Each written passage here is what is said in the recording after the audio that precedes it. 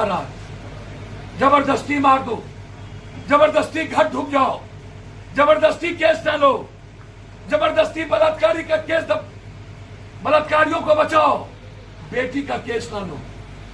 इतना ही नहीं, इतनी लाठी चली, हमारी बच्ची और परिवार के लोग इलाज करने के लिए जब नगर नौसा अस्पताल में गए तो वहां से भगा दिया गया, इंजोरी नहीं किया गया, दवाई नहीं दिया गया।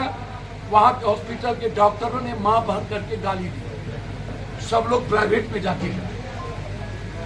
इतना आतंक है वहां के थाना प्रभारी का। वहां का थाना प्रभारी अविलंब सस्पेंड हो, पीडीओ और सीओ डिस्चार्ज हो। हम पदयात्रा करेंगे नगर नौसा से भी कलेक्ट्रेट और जमुनिया से आड़ा। न्याय नहीं मिलेगा तो पदयात्रा भी होगी, न्याय नहीं मिलेगा तो बिहार बंद भी।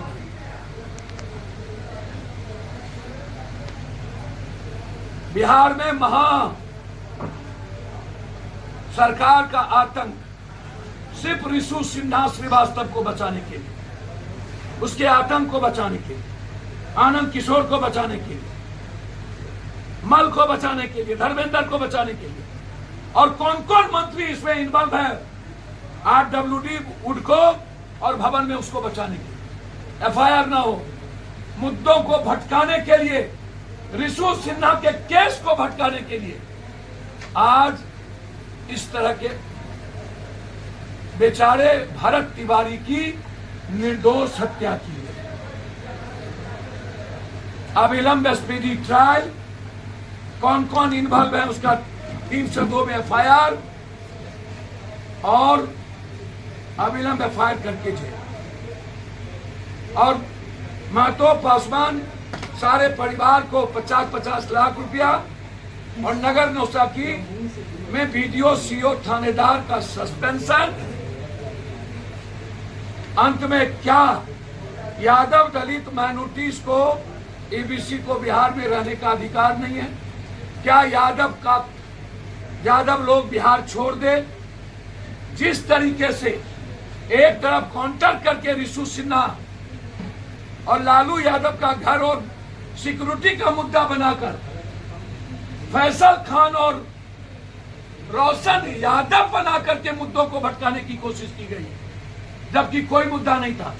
सरकार आनंद फानन में गलत तरीके से जेल भेजा, जैसे गोली मारा, वैसे ही फैसल और रोशन के झगड़े में रिशु के मुद्दों को भटकाने की कोशिश। और बिहार के बढ़ते अपराध, इनको इतनी औकात है ना, तो पप्पू पांडे जी को पकड़ के दिखा लो। काहे गोपालगंज का एसपी को संत कर दिया है? केस तो खेलिए थे तुम, आज ही गया था। आनंदा पर भी तुमने केस किया था गलत तरीके से, नाच का कोई नहीं। हाँ, राइफल गलत थी, यदि राइफल में नाच हो रहा था तो वो गलत था, लेकिन नाच देखना गुनाह नहीं था। केस तो किए थे आपने, तो हाईकोर्ट तक जाने का मौका दिया। रोशन को तो 1 मिनट में गिरफ्तार कर लिया। पप्पू पांडे जी और आनंदा की तो गिरफ्तारी हो नहीं पाई। आपकी तो औकात नहीं है, हिम्मत नहीं है, हैसियत भी नहीं है किसी। सिर्फ पप्पू यादव को आप मरवा सकते हो, पप्पू यादव को आप जेल भेज सकते हो, जितना गोली मारना हो खाएंगे। हम सुप्रीम कोर्ट और हाई कोर्ट में लिख के दे चुके हैं 3 बड़े अफसर और 1 बड़े नेता का नाम कि कौन कौन मुझे मरवा सकता है।